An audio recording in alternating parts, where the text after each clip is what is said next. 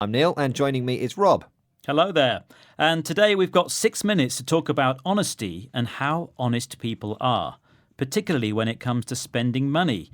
So Neil, what's an honesty box? Well, it's where you pay for something by putting money in a box, but it's up to you to put in the right amount.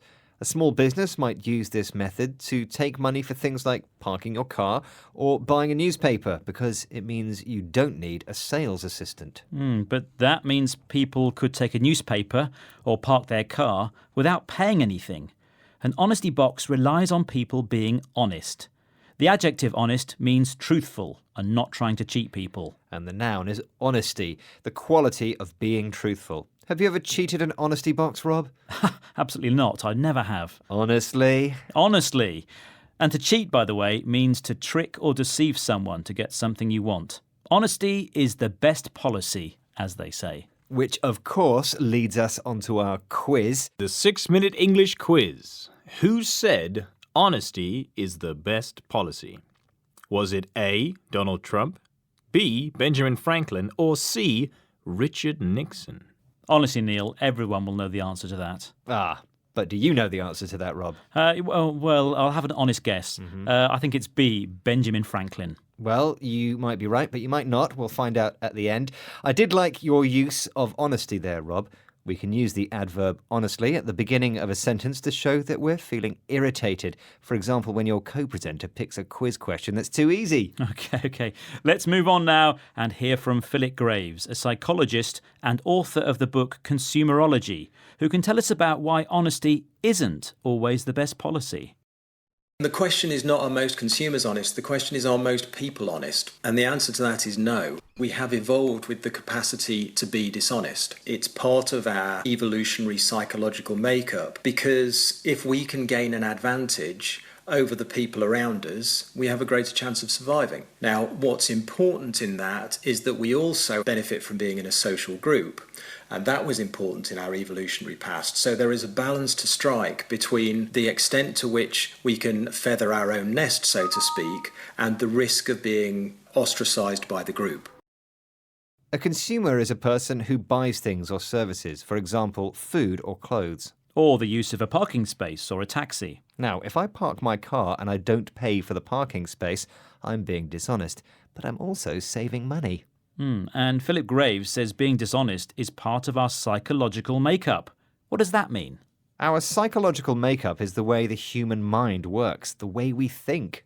And it makes sense to be dishonest if you gain an advantage through this behaviour.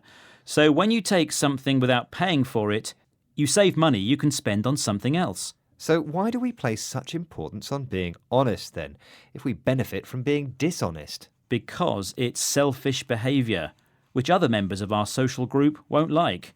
If everybody acted selfishly and dishonestly all the time, the world would be a very unpleasant place. Selfish, meaning only caring about yourself and not about other people. That's a good point, Rob. Yes, societies work better if people behave cooperatively, which means working together towards shared goals. So, honesty really is the best policy then, at least most of the time. And now it's time for the answer to the quiz. Who said honesty is the best policy? What do you think, Rob? Okay, well, was it Benjamin Franklin? And that was the right answer. Hey. Maybe the question was too easy. Benjamin Franklin wrote it in a book of proverbs called Poor Richard's Almanac between 1732 and 1758. Other famous quotes include, "There are no gains without pains," and "Have you something to do tomorrow? Do it today." Okay, well, let's follow Franklin's wise words and move right ahead with the vocabulary items we learned today. First up was the adjective honest, meaning truthful and not trying to cheat people. For example, Neil has a very honest face. Okay, then there's honesty and honestly, the noun and adverb forms. For example, Honestly, Rob, hurry up and do the second item. Okay, I'm getting there. To cheat means to behave dishonestly to get what you want. My granny always used to cheat in card games. It was so annoying. And I always used to cheat in spelling tests at school. How dishonest, Rob. Okay, number 3. Consumer, a person who buys goods or services for their own personal use. For example, I am a big consumer of chocolate bars. Ugh, that's horrible English, Rob. How about we asked UK consumers how much money they spent on food every month? Okay, I agree. That's a better example. Anyway, I never consumed chocolate. Right, number 4. Psychological makeup, the way our minds work. The way we think. For example, he had the psychological makeup of a serial killer. Ugh, that's nasty. Moving on. Selfish, caring only about yourself and not other people. You only made yourself a cup of tea. That was a selfish thing to do. What?